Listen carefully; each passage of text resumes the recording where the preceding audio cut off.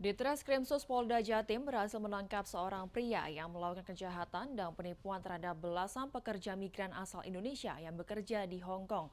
Tersangka juga dikenal sebagai predator seksual dengan korban sejumlah pekerja migran yang hamil hingga memiliki anak.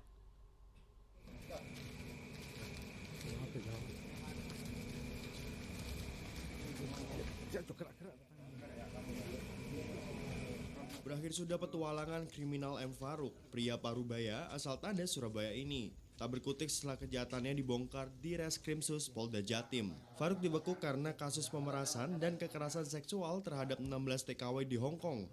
Buntut polanya, 4 diantaranya kini hamil dan punya anak. Modusnya tersangka mengaku sebagai pengacara yang belakangan ternyata abal-abal alias gadungan. Aksinya sejak November 2022 hingga Maret 2023. Awalnya tersangka berkenalan dengan korban melalui aplikasi Kencan. Dari sini, Faruk kemudian mendatangi keluarga korban di desanya agar lebih meyakinkan. Selain itu, tersangka juga menemui korban yang bekerja di Hong Kong. Di negeri rantau itu, tersangka berjanji akan menikahi korban hingga melakukan hubungan badan dan merekam korban saat telanjang. Video inilah yang kemudian digunakan sebagai senjata pemerasan. Tersangka mengancam akan menyebarkan video jika korban tidak menyerahkan sejumlah uang dengan alasan untuk modal usaha. Namun, pemerasan terus berlanjut dengan kerugian diperkirakan mencapai 500 juta rupiah.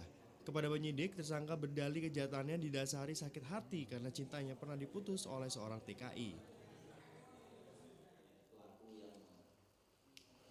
Mengaku sebagai pengacara, ya.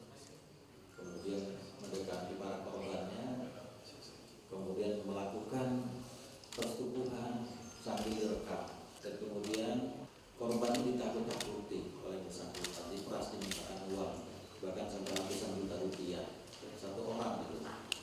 Saat ini korban sudah bisa terdatakan, sementara yang sudah merasmi 16. Penyidik menduga jumlah korban lebih dari 16 TKI.